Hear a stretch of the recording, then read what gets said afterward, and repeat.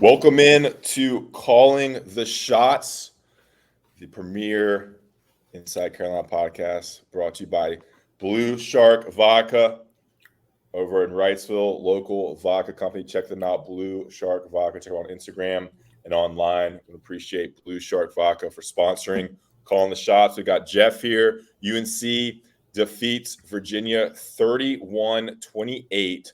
to move to 8-1 on the season, an undefeated 5-0 in conference, and undefeated on the road. Jeff, what's going on? What's up? Hey, another Victory Monday, Ross. Feels pretty good. Tar Heel fans, we told you to book your tickets to Charlotte a couple weeks ago. If you haven't done it now, you're missing out. Yeah, I mean, kind of incredible. Especially on the road and undefeated in the conference. They keep winning, they keep finding a way. They're trailing heading into the second half. They've trailed heading into the second half a couple games now in a row, and they find a way. Great game by Josh Downs.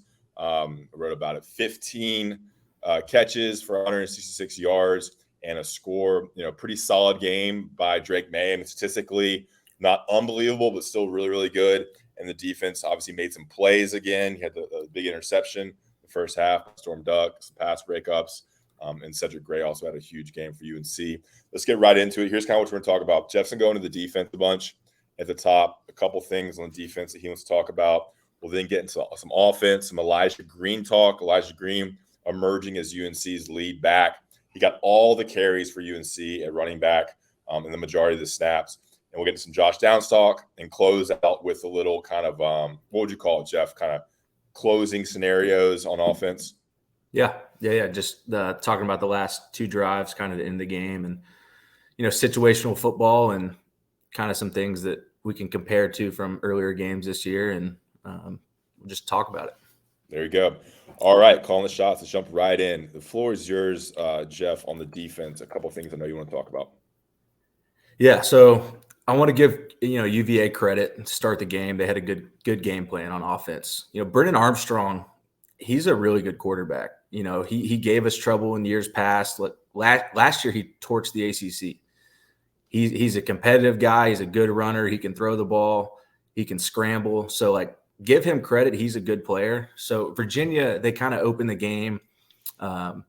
They ran this stretch outside zone run scheme, and our defensive line was having some trouble with it because they were getting reached. So, and I'll try to explain this as simple as I can.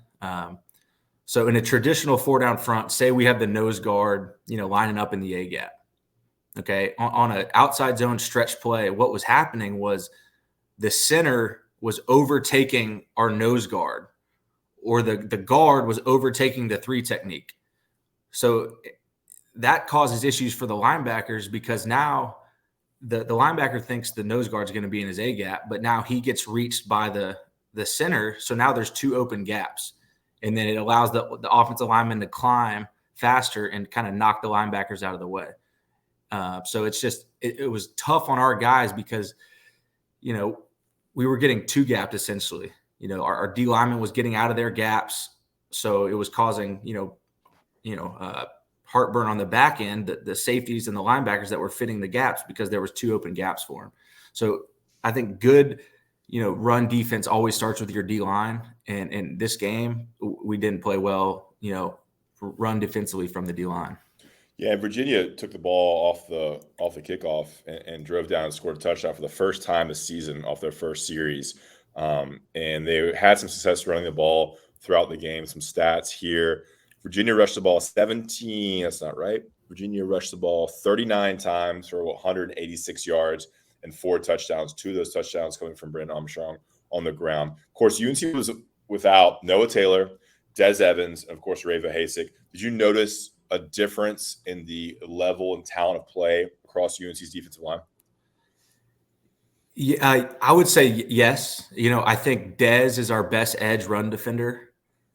So we did miss him, but I think it was more so kind of in the middle. It was our nose and 3 technique that were getting reached a bunch.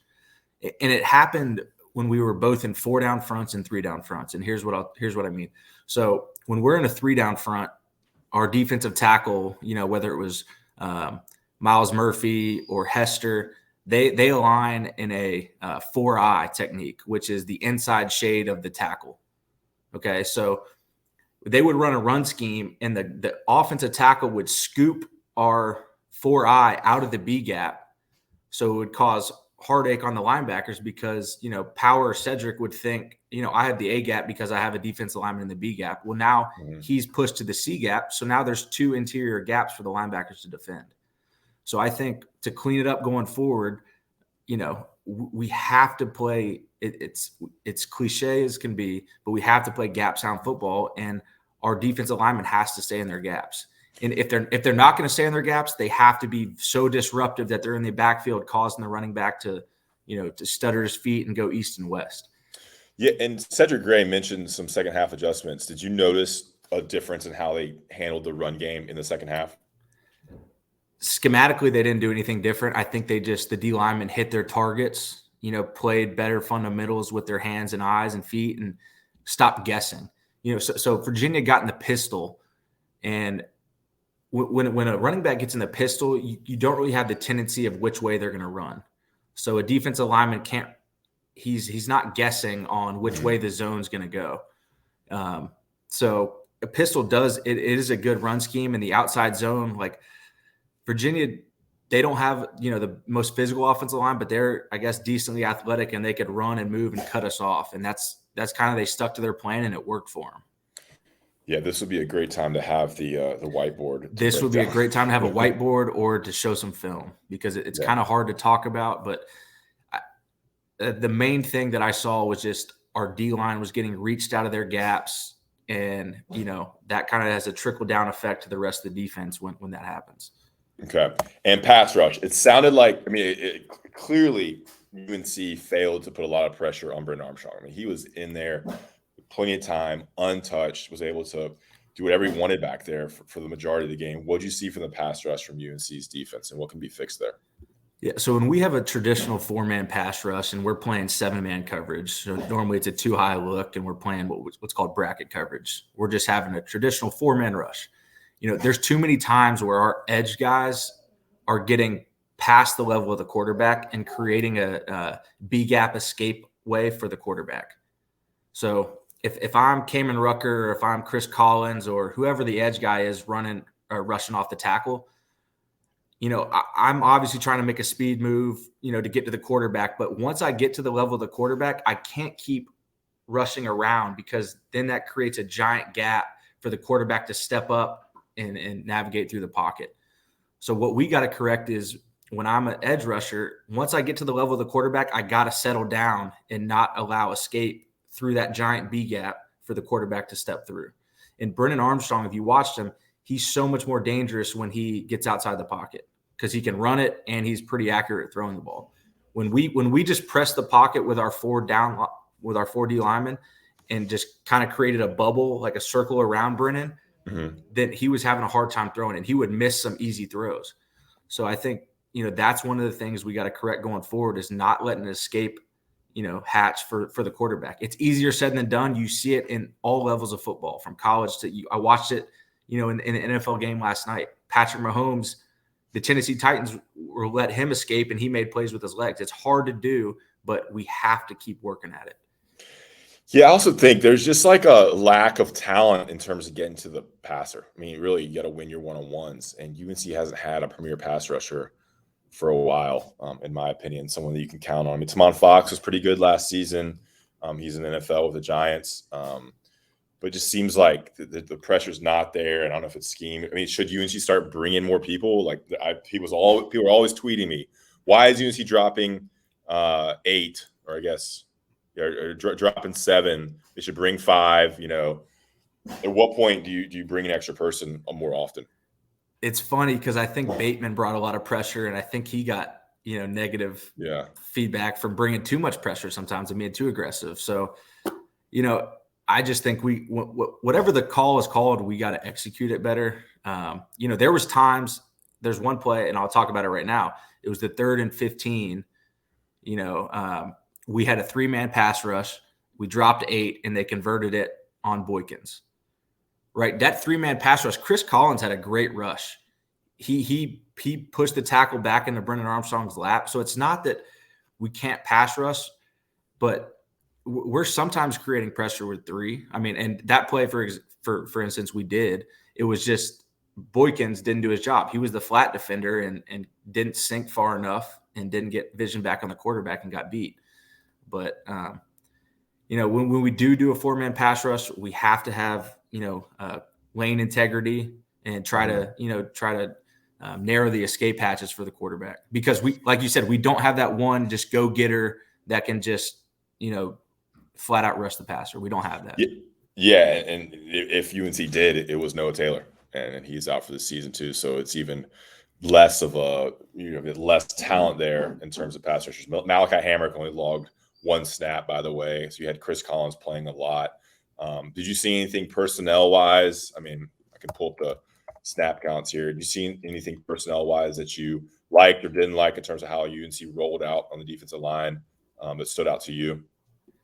It's kind of what I expected. Ritzy played some inside and outside. He's versatile enough to do that. We got Travis Shaw in there to play some snaps in the middle. Cowan played some snaps more on passing situations. Keyshawn Silver didn't get any snaps. He played a little bit earlier versus Miami, but that's another big body we got to be able to, throw inside with Hester and Shaw and Murphy and those guys, just if we're going to put Ritzy outside. Yeah, Ritzy played a lot. 52 snaps for Ritzy. Chris Collins, 59 snaps in his home state. Kevin Hester, 51. Miles Murphy, 44. Kamen Rucker, 42. And then kind of drops. Jacoby Cowan, 17. Travis Shaw, 13. Kedrick Bingley-Jones, who we haven't seen a lot, 10. And Malachi Hamrick, 1. So definitely different names there and some more snaps for some new names there. All right. So we did pass rush. We did, you want to do run. We talk about run defense. Yeah. And then secondary. I know you want to talk about secondary, and I want to also talk about Storm Duck. Yeah. I want to give them some credit because football it's a copycat league. You see it in NCAA across each week, and then you see it in the NFL as well.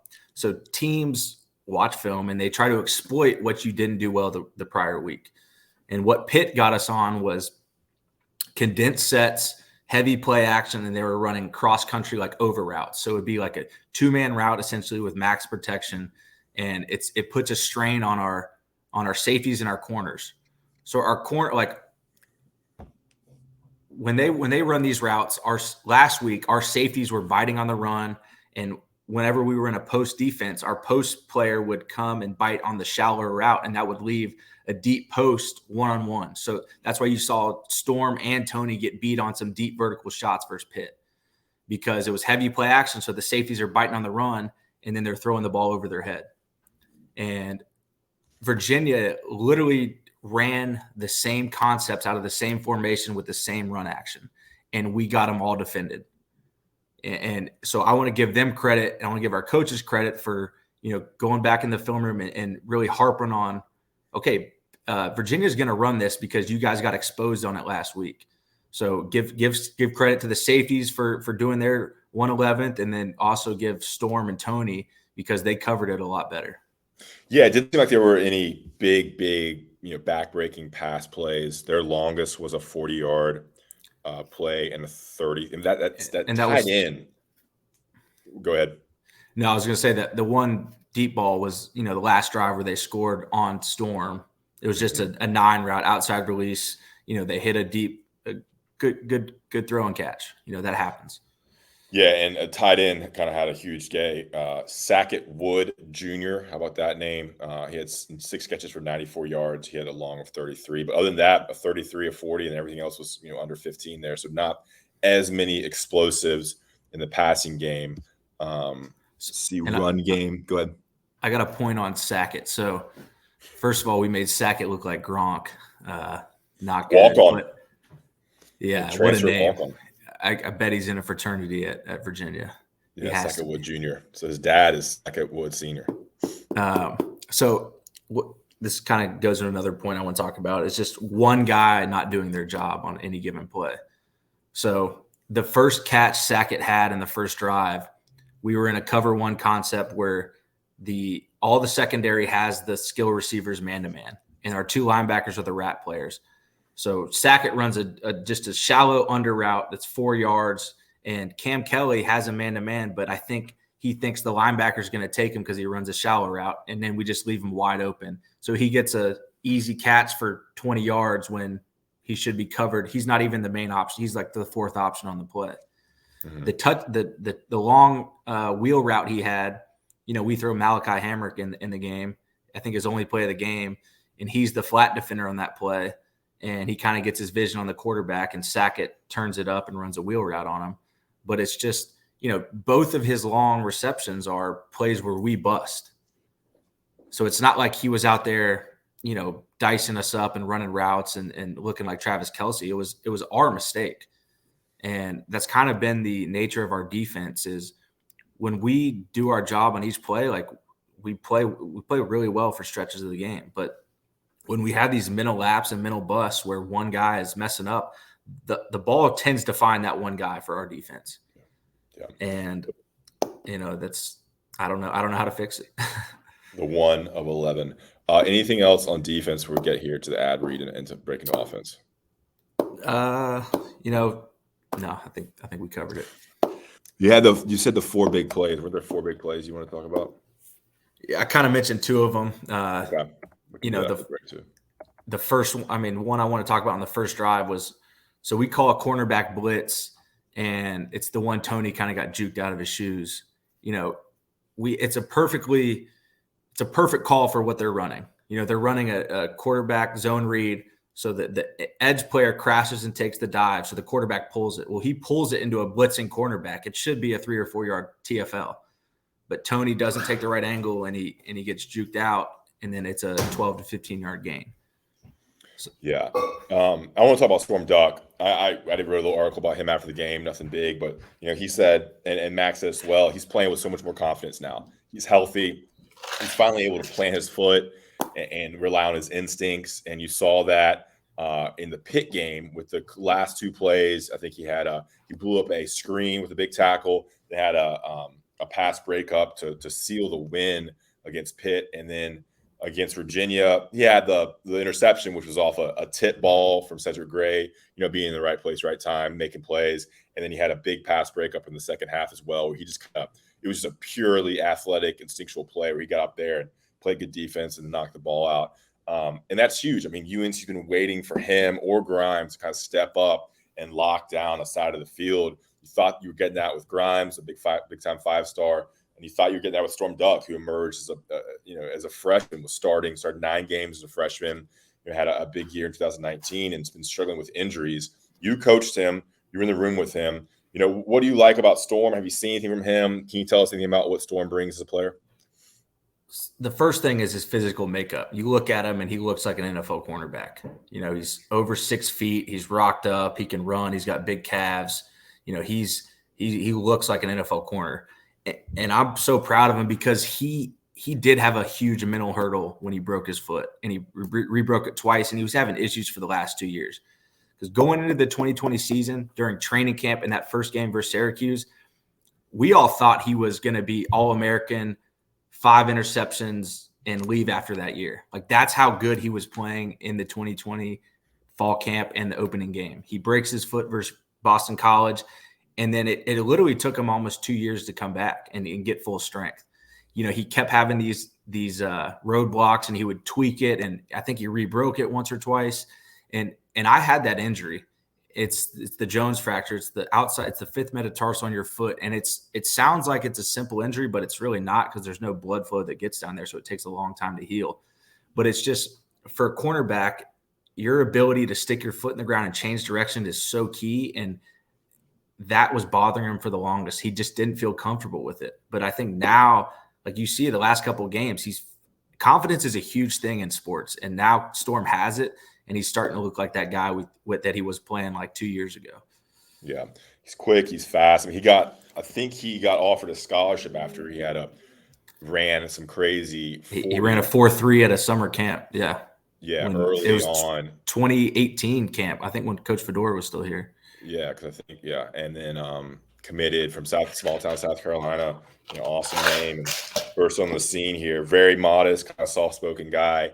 But that play against Pitt, when he broke up the screen. That kind of was announcing that he had returned. All right, we recorded this here on a Monday. We're going to take a quick commercial break. I want to talk to you about Blue Shark Vodka, smoothest vodka in the world. Connor Barth just texted me. He said he's getting his ACC championship tickets. Part owner of Blue Shark Vodka. I want to shout out Connor Barth and all the guys at Blue Shark down in Wrightsville Beach for sponsoring this podcast. An independent local vodka company that's supporting an independent website and podcast feed company. Smoothest vodka in the world, available in all 100 North Carolina counties. Great mixer, very smooth, very easy, a flexible, versatile spirit. Bring it for your tailgates. If you're going to Wake Forest, Winston-Salem, stop by the ABC store and get some Blue Shark vodka. It's awesome. It's a North Carolina company. Just want to shout them out for sponsoring this, for sponsoring Inside Carolina podcast. Check them out. Tell them Inside Carolina sent you. If you see me at a tailgate or want to tweet me out on Twitter, go ahead and do that. Blue Shark Vodka. And we're going to be right back. I think we go right back into the show here. I'm going to switch here. I got to switch up the setup. So hold on tight right here real quick. There we go. Live podcast in here. I was wondering what was wrong, and this was it. All right, we're back. With Calling the Shots, brought to you by Blue Shark Vodka. All right, so we did defense. Jeff, UNC defeats Virginia 31-28. Let's get into offense. Obviously, in the Josh Downs show, you wanted to talk about Elijah Green as well. So we'll get to both those people. Let's start with Elijah Green. Let's go through his stats here. 22 carries, 91 yards, 1 touchdown, averages 4.1 yards per carry. So not crazy in terms of yards per carry to get stopped for 1 yard gain, 0 yard gain. He also caught a ball for a touchdown, a great little play out to the left side of the field. Broke a tackle, then beat the safety to the corner of the end zone, and he got pull the snap count right here.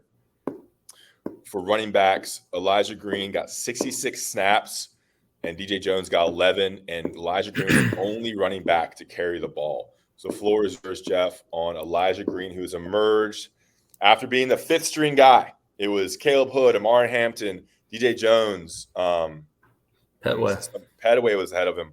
And then now Elijah Green, coming from 5th to 1st, is the lead guy for UNC right now, heading into the last stretch of games. Yeah, I just want to give Tar Heel fans a little insight to Elijah Green. I was on staff during his recruitment. His dad, Victor, played in the NFL for 10 plus years, comes from a great family.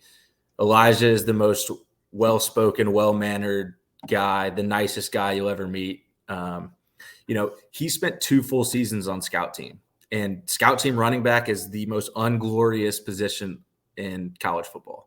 You're getting thrown to the ground, you're getting beat, you're going every snap. He never once complained, ever. And most of those guys are complaining a little bit, but Elijah never once complained. When he first got to campus, he legit couldn't catch. I compare him to Mac Hollins. Like Mac Hollins, when he first got to campus, could not catch anything. Like it looked awkward. I felt bad for him. And he'll tell you this, Elijah will, and everyone on staff will.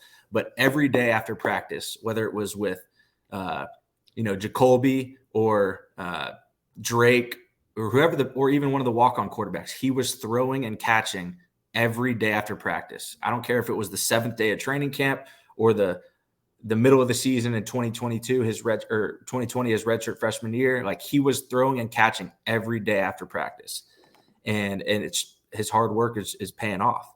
The other thing is he's still playing special teams. I think he's top 5 or 6 on special team snaps in our team. He makes a giant play on punt unit or kickoff unit versus Pitt. Like you said, he was 5th string going into the season. You know how hard it is for a college kid to stay focused and locked in when he's 5th string going into the season. Like he probably was getting scout team reps earlier this year, if I had to guess. He might not have, but Geno Smith had a good quote early this season where he's like, "They wrote me off, but I didn't write back." That's Elijah Green right there. He had no hype going into the season. It was the 2 freshmen. It was Caleb Hood. It was DJ Jones. But what he's doing right now it's pretty impressive because he's got this burst that that really none of our other running backs besides Petaway has. But he's catching the ball. I want to give him a bunch of props. It's pretty cool to see. Yeah, I mean, you took it right there. I was going to ask if you see anything special about him. He does have that burst where he looks like he hits the hole a little bit quicker, a little more instinctual than some of the other running backs. And then the ability, you saw it against Duke with that 21-yard touchdown rush I think he had against Duke, where he bounced off a defender, then burst in the end zone. You saw that in the reception touchdown against Virginia, just a little bit extra gear to take a 7-yard, 8-yard gain and turn into a 17, 18-yard touchdown. He has been taken off special teams, it seems, Jeff. So he did play on kick coverage, punt return in almost every game. And then the last game here, looking at PFF grades right now, he is off all special teams. So they probably well, this guy can't get injured. He's our number one back. He was tired. He got cramps, I think, against Pitt, Mac Brown said. So he is now all special teams there. So yeah, Smart. Elijah Green. Yeah.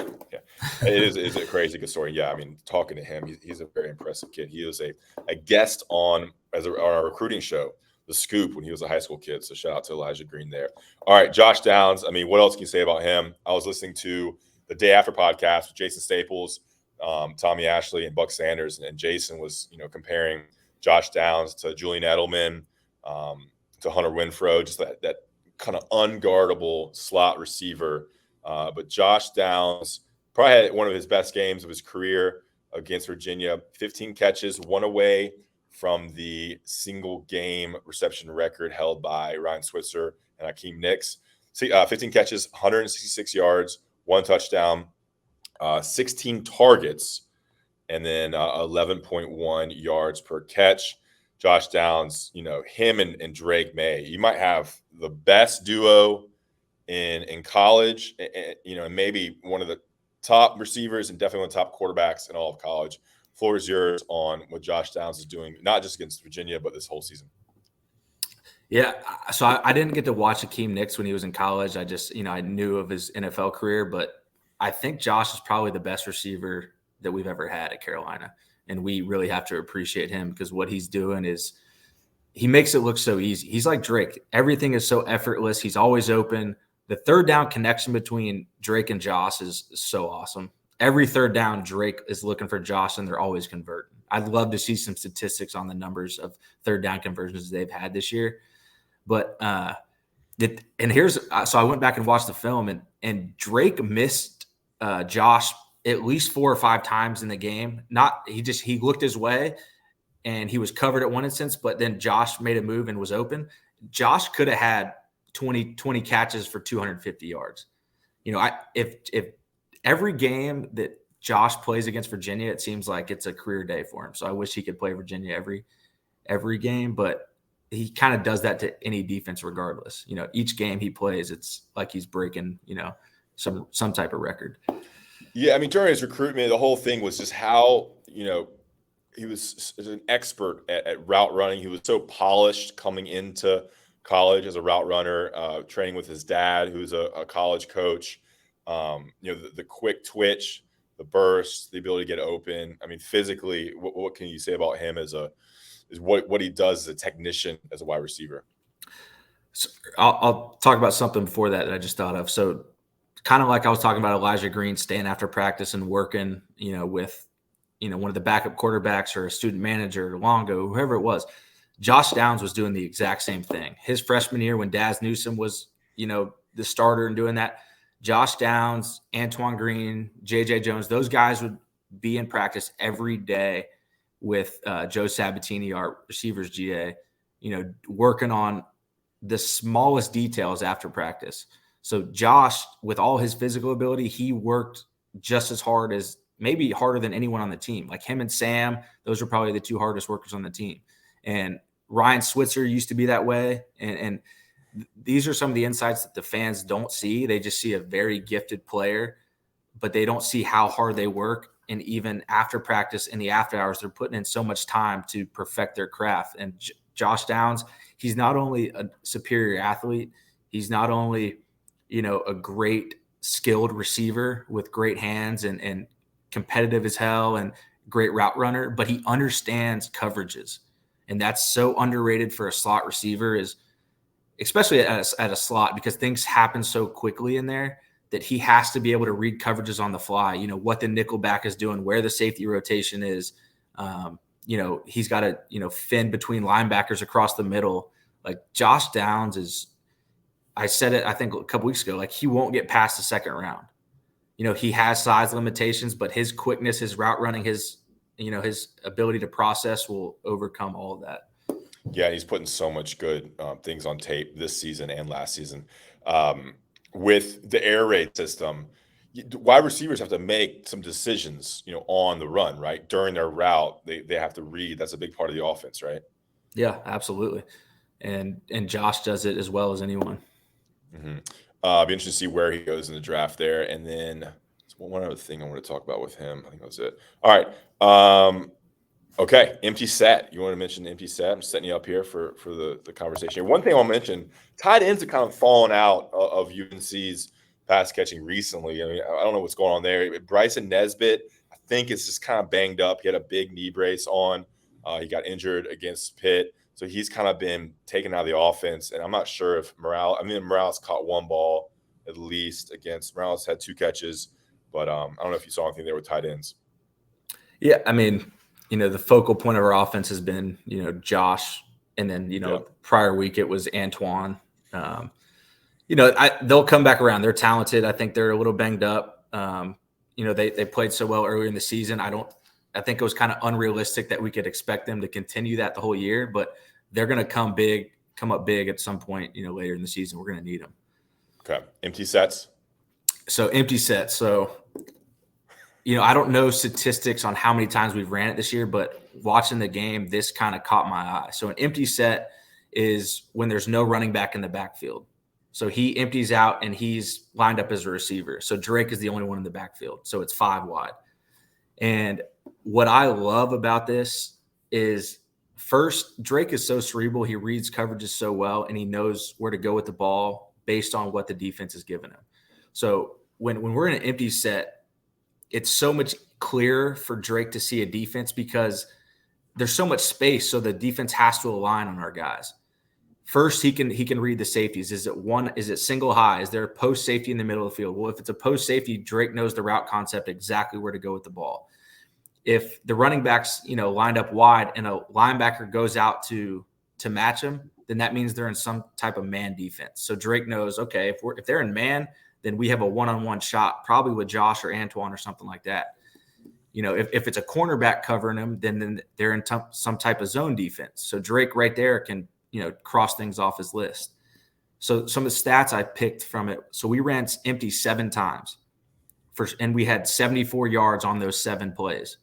One of them was so we did multiple things out of it. We ran, quick pass concepts to get the ball out of Drake's hands. We ran a quarterback draw. We ran a tunnel screen. So we were mixing the look up, and it put Virginia on its heels because Drake is such a quick, accurate decision maker that he knew right where to go with the ball. And then the other thing is, if the defense is going to unload the box and play coverage and have their linebackers, out on our slots, then the box is light, and Drake, and our best run play is the quarterback draw, where Drake looks, and then the center kind of is the lead blocker, and Drake navigates through there and uses his athleticism. So I want to personally tell Longo, I hope that Wake Forest or the other teams aren't watching our podcast, Ross. But, I would do that at least 7 to 10 times a game because it worked this game. And Drake I think it was 5 or 6 or 6. He didn't have a incompletion and empty, and we gained positive yards every play. Yeah, and Drake is a rushing point here, and including sacks and lost yardage, 16 rushes for 74 yards, and that touchdown run where he reversed the field, had the whole line waiting for him. Can you explain a tunnel screen for us? I think Mac mentioned it too. For those who don't know what a tunnel screen is, of course I know what it is. Of course you do, football guy.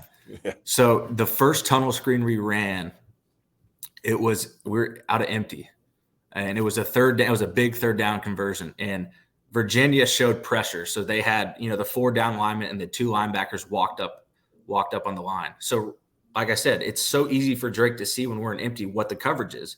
because you can't disguise when you're in empty. So the linebacker, they're showing pressure. So when they're showing pressure, they're in a man concept. And what a tunnel screen is Josh Downs is selling up the field one step and then coming back to the ball. And the offensive line is showing pass pro, like to get the D-line to rush hard. And then now they're slipping out to go block the secondary or the outside defenders. So it's kind of an illusion for the D-line. So we're going to get the D-line to rush up field hard. And then now we're going to sneak the offensive line to go block. And Drake is just going to dump it, a quick, easy throw to Josh. And now we have lead blockers for Josh with the D line or with the offensive line leading up on the secondary. And now Josh in space, it's just when it's done well, it's such a hard play to stop, especially when they're in man coverage. And the first time we ran it was Virginia was in a pressure look. They're in man coverage. It was the right play versus the right defense. Is that the most common type of screen? Are there other type, obviously there are other type of screens, but is that like when people say it's a screen, is that usually what it is? It's on a screen? So I would say the top three are the running back slip screen out of the backfield, like a play fake to the running back, and then he kind of turns around and you just dump it to him. That or like a now screen, which is like you see it from offenses all the time where the receiver is literally on the ball, just turns and catches, like he doesn't go anywhere. He just turns and catches a quick pass from the quarterback. And he has wide receivers blocking for him. Yeah, he has wide receivers blocking for him. Yeah, but like I feel like in NFL and stuff, the tunnel screen is pretty common. You get it to the wide receiver and you have the lineman blocking for you. Yeah, and we have athletic linemen that can get in space, and that's when you run it. You run it versus a D lineman that's pressuring upfield. They think it's a drop back pass, so they're rushing upfield, and then our linemen are sneaking out and going to block and get in the way of these defenders. And Josh is just so good in space that he can navigate through all the traffic and pick up yards. Yeah, and shout out the UNC offensive line. I mean, there was a stat with Austin Richards that I tweeted out on like Monday or Tuesday that he hasn't allowed a sack yet from the left tackle position. I don't think he's missed a game or a snap. He only allowed like 3 pressures and no hits on the quarterback from Austin Richards. So he's having an all ACC type season. Hopefully going to write about him this week because we don't mention the offensive line as much because they're not making as many mistakes this season. And it seems like the running game's getting better and whatnot. All right, let's get into your last little segment here. You want to talk about some kind of offensive decision-making and scheme and play calling late in the game. The floor is yours for that. Then we'll get out of here with players of the game and look ahead to Wake Forest coming up here next Saturday. Yeah, so the drive I want to talk about is right after Josh has that big punt return to put the ball in Virginia territory. I think there's 5 minutes to go in the game. 1st and 10, we have the ball in the UVA 37. We're up 10. We're going to run out the clock and win and ice the game essentially. So the first play we run is an RPO slant to JJ Jones, and it was arguably Drake's worst throw of the day. It's a wide open slant. Drake has the option to hand the ball off to Elijah Green on a split zone concept or throw a slant behind him. And Drake chose the slant because we put motion in the play, and the nickelback ran with Josh Downs. So it was a wide open pitch and catch that Drake he had a bad throw. Mm-hmm. So that right there, like that's on Drake because that's an easy 7-yard completion that he hits, 99 out of 100 times. And then, we run the ball 3 straight plays, and we ran the ball on 4th and 3.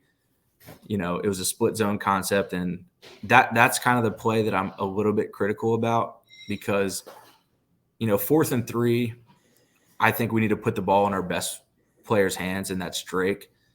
I wanted him to throw the ball, a one-on-one concept with Josh. He's uncoverable when he's in the slot and he has a nickel back on him because Josh will just run an option route away from the nickelback's leverage, and Drake is smart enough to read which way he's going and hit him for a quick pass. And why I say that is because so after the onside kick, we get down and we have a 3rd and 2, inside the UVA red zone. Yeah, before you do that, let me just go make sure everybody understands what happened there. So you have the incomplete. UNC has the ball on the UVA 37, to seal the game here. 5:54 left. Incomplete to JJ Jones. A 4-yard rush to Elijah Green, a 3-yard rush to Elijah Green, and then on 4th and 3, we run it to Elijah Green for a 1-yard gain, and just 4th and 3, and then UVA takes over. only like a minute and a half comes off the clock. This is late in the game, and UNC did not pass. They ran on 4th and 3, and you're saying they prefer to get the ball to Josh Downs there. Yeah, sorry, my Just brain wanted to got break a the whole little. thing down. Yeah, that's why I have you, Ross, because I was in the zone and it made sense in my head. But no, it did. I just want to make sure that we understand exactly. So now UVA takes the ball over. They go down and score. They have a great drive. They only take off, another minute off the clock. Seriously, just a minute. Onside kick. UNC recovers. I want to talk about onside kick first, or I want to talk about onside kick after. But then UNC has a drive now after they recover the onside kick to seal the game, and this is what you liked about what UNC did. Yeah, so in the must-have-it go-to play where it's 3rd and 2 and we got to get a first down to ice the game instead of, playing conservative and trying to kick a field goal because then that gives Virginia a chance to go score, is it's 3rd and 2 and we throw the ball on an option route to Josh Downs and we get the first down to ice the game. So what I was saying is I would rather have seen them on the drive before, it's 3rd and 3, it's 4th and 3, and we run the same play instead of maybe putting the ball in Drake's hands twice and running an option route or something to Josh, because looking back at the film, he was one-on-one. And, I'd take Josh and Drake on 2 times getting a first down over anyone on our team. Yeah. But it's just, I don't know. I guess it's a little conservative from our play call. We got to go ahead and get first down and ice the game there. It happened in the Duke game where we're up 10 and we do the same thing. We're in Virginia's territory, but we don't get any points on the board. Yeah, I mean, what a weapon you have with Drake to Josh, and you use it. Use it a lot in the red zone. Use it there to get the first down as well. All right, quickly on the onside kick, against Appalachian State, Bryson Nesbitt got it and should have gone down because UNC would have been able to ice the game, kneel on it, and the game would have been over. Instead, App State, UNC scores, Bryson Nesbitt scores, instinctually scores, and then App State drives the field and could have, I think, won it or tied it on a 2-point conversion, right? So here against Virginia, similar situation, onside kick, UNC's up 3. Antoine Green gets it on an onside kick and has the option to run it back. Instead, he kneels on it. UNC would have gone up 2 scores, would have gone up 10 off Antoine Green return touchdown. Instead, they kneel on it and have to, complete some offensive plays to eventually let the clock run out. So the issue here is, a little overcoaching, right?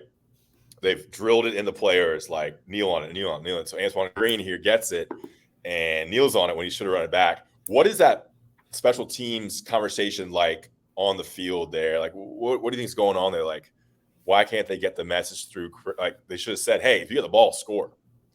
So, first of all the gamblers that had UNC -7, yeah, that play pissed them off. But no, it was the right play. To kneel on it? To kneel on it. Because I think he should have ran it back. It's the right play because UVA never got the ball back. We got a first down and we won and we iced the game. Well, it's the right play now because of hindsight. Right, but I think you just want to ice the game. I think, and that's what all the coaches were telling them in the huddle before the onside kick. They're like, look, versus App State, that was not the right play to go score. The right play was to catch the ball, go down, and we'll run out the clock. So I think before in the huddle, Coach Porter and Coach Brown and all the other coaches are telling, who was it, Antoine Green? Antoine Green, yeah. Yeah, if you catch it, go down and don't score because all we have to do is possess the ball and we'll win the game because I don't think Virginia had a timeout. Well, yeah, but UNC had to get a first down. I think Mac Brown said after, Mac Brown would have preferred that he had scored there. Oh, did he? Yeah, because it would make a 2-possession game. And so Virginia would have had scored twice. That's the difference. In App State, they only had to score once to tie it. Against Virginia, UNC was up 3, so a touchdown makes it 10 points. It's a 2-possession game. So points there, I think, was the better play. There's a little debate there. Maybe that's why I'm not coaching because I don't know. Yeah. I'm not a special teams guy. Hindsight's 2020, and UNC was able to convert. All right, let's get out of here. Players of the game. We actually didn't talk about it before the show, so I'm unaware of who Jeff's going to pick. There's one guy we haven't talked about. So offensive player of the game. I'll pick Josh. Okay. just, what he's doing is, pretty special. Best receiver in the ACC. He's kind of putting himself in the running for All-American year. I think if he didn't miss, how many games he missed, 2 or 3, his numbers would be absurd. I think he's averaging over 100 yards a game. He's got 8 touchdowns. Josh Downs is – I predict him to be the MVP before the season. Little did I know it could be Drake, but you could give it to either Drake or Josh. Yeah, I'm interested to see with postseason awards where he stacks up. He did miss 2 games, but he is blowing up here as of late. His games, his stats in the last 3 games have been incredible. I'm gonna have to go with Josh Downs too, but honorable mention Drake May, 26 for 36 for 293 and 2 touchdowns. I mean, he is so efficient. Always completes around 70% of his balls. And of course, Elijah Green, 22 attempts, 91 yards, 1 touchdown, and the reception touchdown. All right, defense. I got something about Drake. So, and I noticed this when I was watching the game. Is Drake to me looks like the 8th grader that's playing football with his little like 4th and 5th grade brothers. Like they're playing in the backyard. Drake has already hit puberty and he's playing with his little brothers that are just little and haven't yet. Like when he pump fakes the ball, it looks like he has a Nerf ball in his hand. Like he's just so smooth. He's so efficient. There's no strain. Like even when he's running the ball, like he looks like he's bigger and faster than everybody. So it's pretty funny to me that's what he looks like. He looks like he's in the backyard with his 5th grade brothers and he's in 8th grade, just kind of bodying them. Interesting note there. All right, defensive player of the game. I'm going to let's go Storm Duck. I give it to Cedric Gray every game. Cedric Gray was the player of the game, but Storm Duck, welcome back. Pretty happy to see him. When he caught that interception, that shows another level of ability that he has. Most DBs, like I've said before, they drop the ball. They're happy with a breakup. They clap their hands like they should have caught it. But Storm, that was a huge play in the game for him to come down with that interception because UVA is driving. And I think that was the second drive of the game. They're about to go down and score, but we get an interception and kind of flip the momentum of the game. Yeah, I'll go Cedric Gray. I mean, he's probably going to be ACC linebacker of the week. 16 tackles. So he takes the lead in the ACC for total tackles. 1 sack, the sack that kind of Chris Collins gave him. Cedric Gray took him down. 2 tackles for a loss and 2 pass breakups. Of course, one of the pass breakups was probably the tip ball there that led to the Storm Duck interception. All right, we got to get out of here. This might be our longest show yet, Jeff. Wake Forest, Saturday, 7:30 p.m. on ESPN2. A big one. Wake drops the game at State, so they fall out of the rankings most likely. So it won't – they fell out of the AP ranking. We'll see where they are in the college football playoff ranking. So it's not going to be a top 25 matchup as we expected. They have a good quarterback in Sam Hartman, though, but they've been turning the ball over a ridiculous amount in the last 2 games. Wake Forest as a team had 8 turnovers against Louisville and a couple more against State. So they're kind of – trending a little bit downwards. 2 losses on the road. They come back home to Winston-Salem. A big one. This kind of the game that's been circled as kind of the toughest game for UNC. Your thoughts heading to this one? UNC 8-1, 5-0, and undefeated on the road. Yeah, this is an exciting matchup. I mean, we haven't been able to win it, Wake Forest, as of late. I don't like that we're playing a Wake Forest team coming off of 2 losses just because, Sam Hartman's a 5th-year senior. He's been there, done that. Our defense hasn't been able to stop Wake Forest the last 2 years. You look at the 2020 game and the 2021 game, they put up tons of points on us. Sam Hartman has had huge games in both of them. But looking back at Wake Forest's last 2 games, you see him versus Louisville and you see him versus State. If we can kind of get that recipe for success that we can follow the game plan of Louisville and State, I think maybe we can give them some issues. Obviously the turnovers are a huge thing. If any time a team turns the ball over that many times, it's hard for them to win. So the first thing we got to do is create turnovers. But the second thing we got to, decide to do as a defense is whether we're going to completely stop the pass or completely sell out and stop the run. That's in my opinion, because they do that slow mesh where, Drake or Sam is riding the ball in the running back's pocket and he's reading the safeties. If the safeties stay high, then he's going to hand the ball off. But if the safeties kind of trigger in the run, then he's got one-on-one shots on the outside. and that's where their best players are. A.T. Perry, I think his name is. He's a real big threat. So the stress in this game is going to be on our two cornerbacks. We're going to win this game if Storm and Tony can win their one-on-one matchups, because they're going to be one-on-one a lot. So if they're able to, get in the way of these receivers and make it hard for them they're going to complete passes. And but if they have big games, we'll win it. Yeah, so Sam Hartman had 3 interceptions against NC State. Against Louisville, he had 3 interceptions against the Cardinals, and then his backup came in and threw another interception. I think it's probably mop-up time. And then against Louisville, Wake Forest fumbled the ball 4 times. Sam Hartman had 3 lost fumbles. And then, yeah. So I think the big thing here is, this is kind of not as distinct as like preparing for Georgia Tech's triple option back with Paul Johnson, but you do have to kind of prepare for a different type of offense, like you said. So it's just not a spread. I mean, spread concepts, but it's not. You have to. That mesh thing is hugely critical. I remember was that 2000. I know it was when Sage Surratt was there. Jamie Newman, I think, was the quarterback. We played him in 2019. We played him at Wake. It was a non-conference game, and man, they did that slow mesh thing so much, and that was when it was Jason Strobridge, Aaron Crawford, and they destroyed UNC off that slow mesh. So big one at Wake Forest, chance to go 9-1 and 6-0 in the conference. They would be able to clinch the ACC Coastal with a win in Winston-Salem.